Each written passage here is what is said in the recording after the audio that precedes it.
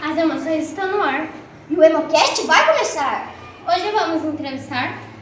A prefeita de Ponta Grossa, a Elizabeth. Agora fiquem ligados. Que o Hemocast vai começar!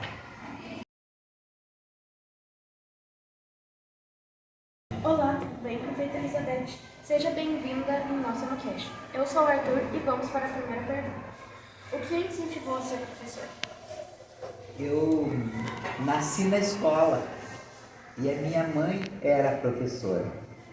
E aí eu toda a vida soube que eu queria ser professora. Então o meu incentivo saiu da minha família e da minha vida, né? Porque a minha mãe era professora numa escolinha isolada, onde tinha a sala de aula, o pátio e a casa da professora. E eu nasci ali. Então eu tenho orgulho. Foi ali no Vaia, aqui em Ponta Grossa. Olá, tudo bem? Eu sou Flávia e eu gostaria de saber o que a senhora sentiu ao entrar na sala de aula pela primeira vez? Como professora foi uma emoção enorme. Foi em 1970 e era um sonho realizado porque eu brincava, quando eu era criança, eu brincava com alunos imaginários. Então eu dava aula para os alunos, eu tinha um quadrinho, acho que todos vocês fazem isso, né? Tinha um quadrinho, eu escrevia, eu pegava caderno, eu fingia que corrigia os cadernos, eu brincava disso. E daí, quando eu fui nomeada professora, pela primeira vez eu fiquei muito feliz de ser realidade aquele sonho que eu tinha. E eu lembro que eu era pequenininha, baixinha e magrinha. Eu era uma jovem de 18 anos e eu cheguei e peguei uma turma. A primeira turminha minha era de quarto ano, era uma turma já avançada. Tinha alguns alunos que eram maiores do que eu, mas foi uma experiência maravilhosa. Em quais turmas a senhora deu aula e qual foi a mais difícil? Olha, eu dei aula, comecei no quarto ano, aí logo depois eu dei aula no jardinzinho, naquela época tinha jardim de infância, daí tinha prézinho, aí tinha o primeiro ano que alfabetizava, aí eu dei aula nessas turmas, dei aula até o quarto ano, que era aquela época a gente dava aula no quarto ano. E de quinto ano até o oitavo, quinto, sexto, sétimo e oitavo, eu dava aula de ensino religioso. Eu fazia lá na escola de aplicação e no colégio de aplicação, que fazia parte do Instituto de Educação. Depois tudo isso se uniu e ficou só instituto. E aí eu comecei a dar aulas também para a escola normal, no Instituto de Educação, onde eram já as adolescentes de 15, 16, 17, 18 anos, né? Que era o ensino médio, naquela época, que hoje também é ensino médio, mas mudaram as nomenclaturas todas. E nesse período, quando eu tinha 15 anos de serviço, mais ou menos, eu fiz um concurso na universidade e eu fui ser professora na universidade. Então eu dei aula para todas as idades, até os mais velhinhos, né? Mais experientes e os adultos, em várias disciplinas, em vários cursos, inclusive. Eu dava aula de matérias pedagógicas para o curso de pedagogia, várias aulas de didática, de estrutura e funcionamento, de filosofia, de teoria de currículos, disciplinas que vocês nunca ouviram falar, né? Mas a minha disciplina do concurso foi Sociologia. Sociologia da Educação, era a disciplina do meu concurso. Mas eu dei aula em vários cursos, porque a disciplina era fundamental. E aí sim foi mais difícil para mim, sabe por quê? Porque eu era da educação, meu concurso Sociologia da Educação. E aí eu recebi aulas para ministrar no curso de agronomia, por exemplo. Daí ela era Sociologia Rural. Daí eu tinha que estudar muito. Daí no mesmo ano eu dava aula no curso de Direito. era sociologia jurídica. Daí eu tinha que estudar para sociologia jurídica. Aí era sociologia da comunicação e jornalismo. Eu tinha que estudar para jornalismo. Era sociologia do turismo, tinha que estudar para o turismo. Então foi um período difícil, porque eu estudava muito para eu dar conta de chegar na sala de aula e saber o que trabalhar, né? Então o primeiro semestre ele era a disciplina fundamental, até aí era bem fácil. Aí quando chegava no segundo semestre, que era um ano o curso, a disciplina, aí eu tinha que estudar muito, todo dia estudava. Mas foi muito legal, porque eu aprendi muito sendo professora, né? Também, a gente sempre aprende. A senhora gostaria de ter outra profissão antes de ser professora? Nunca pensei numa outra profissão, eu sempre quis ser professora. O que fez a senhora querer ser prefeita? Eu, enquanto professora de sociologia, eu vou contar para vocês o que é a sociologia. Sociologia é a ciência que estuda a sociedade. Estuda as transformações que acontecem na sociedade, estuda as políticas públicas que existem. E eu sempre ensinei para os meus alunos que o importante não é você ter um dedo para dizer assim, aquilo ali está errado. O que é que eu, enquanto sujeito da história que transforma o mundo, o que eu estou fazendo para melhorar isso? E para que aquilo seja diferente do que eu acho errado. Você precisa se comprometer, você precisa participar. E aí as políticas públicas, elas são movidas por política. E todos nós somos seres políticos. E aí eu sempre fui engajada em partidos políticos, eu participava de várias campanhas políticas. E eu nunca pretendi, sonhei em ser prefeito. Nunca pensei que eu ia ser prefeito. Eu só gostava de participar e de colaborar. Então, eu fui presidente de várias entidades, como a APAI, por exemplo. Eu criei várias entidades. Eu sempre participei na sociedade. E aí, numa dessas campanhas, eu fui convidada para ser secretária de Cultura. Daí eu fui ser secretária de Cultura, secretária de Turismo, secretária de Administração, secretária de Recursos Humanos. Daí eu já estava envolvida na política dentro da prefeitura. De repente, eu estava candidata a vice-prefeita. Aí eu fui eleita a primeira vice-prefeita da cidade de Ponta Grossa, mulher e professora. De repente, eu estava candidata a prefeita de Ponta Grossa e fui eleita a primeira prefeita mulher professora em 200 anos. E agora eu fui reeleita, a primeira mulher reeleita prefeita professora em 201 anos, né? Então, é por isso que eu sou prefeita, porque eu sempre fui comprometida.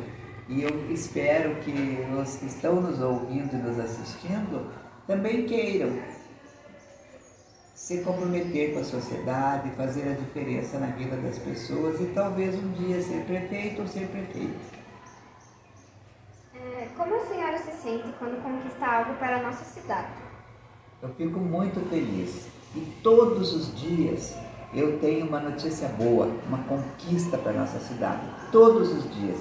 Aí eu comemoro essa conquista junto com toda a minha equipe, porque eu não trabalho sozinha, tenho uma grande equipe junto comigo. Aí a gente comemora este problema aqui que foi solucionado, essa conquista maravilhosa, e no mesmo dia brota 10 problemas do lado de cá. E a gente tem que correr atrás todo dia. E isso é sensacional. Como a senhora se sentiu ao deixar de ser professora e assumir outro cargo? Na verdade, eu não precisei fazer isso, porque eu me aposentei em 2010 e eu fui eleita prefeita em 2016. Em 2016. Então eu já estava aposentada quando eu assumi o cargo de prefeita. mas eu nem vi que eu me aposentei, porque eu não parei de trabalhar nunca, toda a vida envolvida em vários projetos, né? E nem vi que me aposentei. Mas cada vez que eu venho nas escolas, como por exemplo agora, para mim é uma mini aula, né? Que eu estou dando. Cada discurso que eu faço é uma aula. Então eu adoro estar fazendo o que eu estou fazendo agora. Qual a maior dificuldade no cargo que você ocupa? Eu penso que é exatamente isso que me move a participar.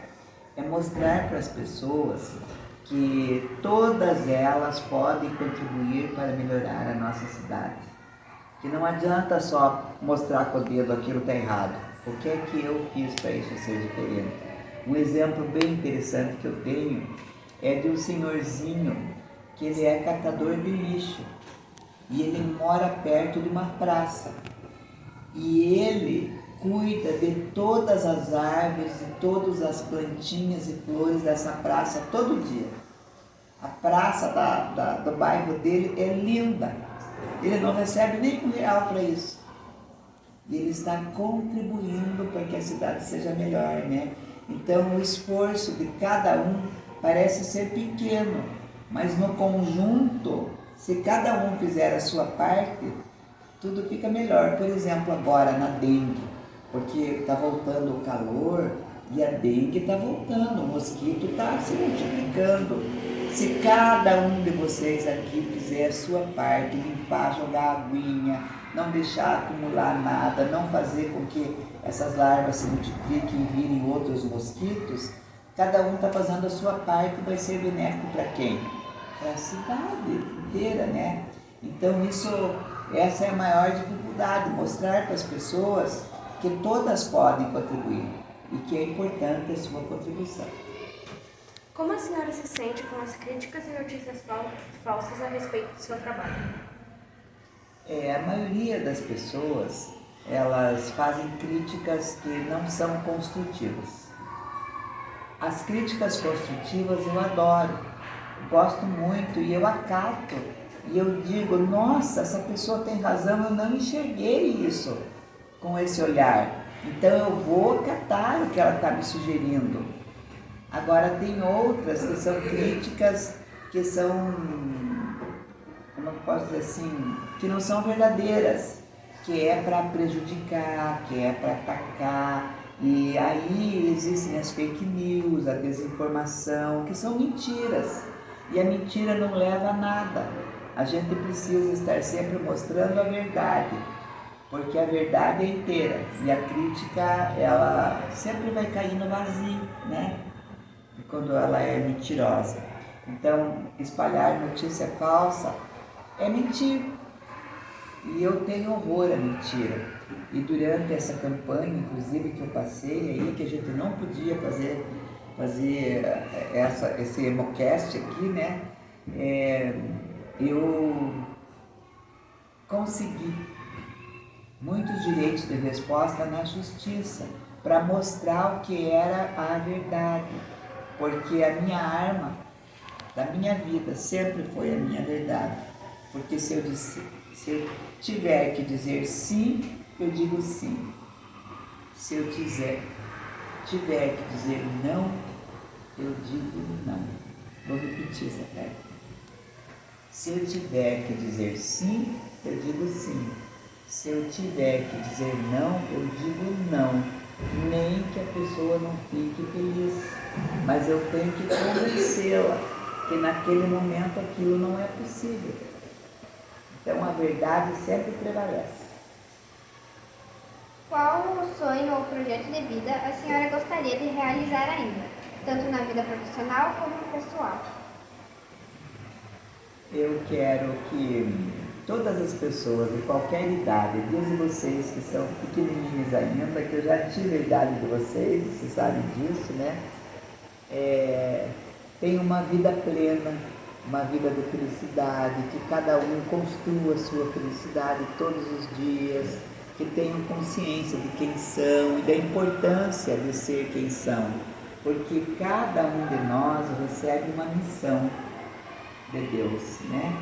Uma missão, E a importância de ser solidário, de ajudar ao outro, de participar, de ensinar, por exemplo, eu sei que vocês chegam em casa e vocês ensinam todo mundo que quando está dirigindo tem que ter paz no trânsito, que na hora que está sinaleiro vermelho tem que parar, no verde pode andar, que tem que acabar com o mosquitinho da dengue. Vocês ensinam em casa, vocês são importantes para todas as pessoas que amam vocês. E o meu sonho é ver todas as pessoas unidas, construindo uma história bonita, construindo a nossa cidade. A nossa cidade é uma grande cidade do estado do Paraná. Ela é a cereja do bolo do estado do Paraná hoje. Ela é muito importante, ela está recebendo muitos e muitos investimentos de várias indústrias que estão chegando na nossa cidade, né? E todos nós unidos nós vamos construir, porque vai ter muito emprego, vai ter muito trabalho para muita gente. E como é que a gente contribui com uma cidade? Trabalhando nela. Mas como é que a gente vai trabalhar? Estudando, se qualificando, tendo boas notas, né? Porque a gente precisa construir esse mundo maior e melhor. E o que eu mais desejo para vocês é que vocês entendam que todo sonho é possível de acontecer e que cada um tem uma missão na vida e que é muito importante cada um desempenhar da sua melhor maneira que pode, né? Porque quem que nós temos para nos ajudar e para nos guiar todo dia? É Deus. Deus está no comando das nossas vidas, né? E vocês já ouviram muitas e muitas pessoas dizerem uma coisa que eu vou repetir. Vocês são o nosso futuro. E é verdade, sabe por quê? Porque eu sou o futuro de quem? Do meu pai, da minha mãe, do meu avô, da minha avó, da minha madrinha, dos meus tios, que diziam isso lá para mim, lá atrás, quando eu tinha a idade de vocês. E eu estou a prefeita hoje construindo o futuro. Eu acho que minha mãe está tão feliz com isso, né? Então vocês também, vocês são o nosso futuro. É por isso que a gente está plantando sementinhas na cabecinha de vocês. É por isso que as professoras de vocês professores trabalham todo dia para transformar as vidas de vocês. E é isso que eu mais desejo, que eu mais tenho sonho, que vocês tenham vidas transformadas, que vocês todos os dias pensem nisso, que vocês tenham uma responsabilidade, que é fazer o futuro melhor dessa cidade, né? Quem sabe daqui vai sair prefeitas e prefeitos, vereadores, deputados, pessoas que fazem as políticas públicas acontecerem, né? Porque quando pessoas dizem assim, eu não gosto de política, eu não quero saber de política, elas estão enganadas, porque todas as políticas públicas movem as nossas vidas. Se eu não assinar que aqui na escola de vocês precisa ter um LAC, por exemplo, que é uma política pública, que tenha o English for Kids aqui, que tenha aqui, qual que é o outro programa aí? Os Sinapses Criativas, que é o guarda-chuva, né? É porque a política pública não aconteceu. Então, é isso, a Crianças Pop, os jogos estudantis, o GEM. Quem é que assinou para isso acontecer, para vocês estarem lá? Foi a prefeita, entenderam? Então, as políticas públicas sempre são muito importantes para todos nós. Então, é por isso a importância da gente contribuir e participar sempre de todo e qualquer evento que seja necessário. E vocês estão de parabéns, né? Porque vocês estiveram lá no Congresso de Educação, vocês estão todos os anos lá, a escola, os professores todos comprometidos. E esse projeto inédito aqui do EmoCast, eu adorei participar. Nós queremos agradecer a sua participação, que contribuiu muito para o nosso trabalho. Muito obrigada. Eu é que agradeço a oportunidade e o ano que vem vamos ver se a gente faz uma nova entrevista, né? porque ano que vem começa uma nova gestão, né? Essa gestão está terminando agora, em 31 de dezembro, né? E a partir do ano que vem começam mais 4 anos de muito mais trabalho. E eu desejo que vocês aproveitem muito as férias, que logo vocês vão entrar, e desejo boas festas para todos vocês. Feliz Natal e Feliz Ano Novo para todos que estão nos assistindo, para as famílias queridas. Olha, vou falar agora para os pais. As crianças de vocês são muito bem cuidadas pelos nossos professores e profissionais de educação, porque todos aqui adoram o que fazem.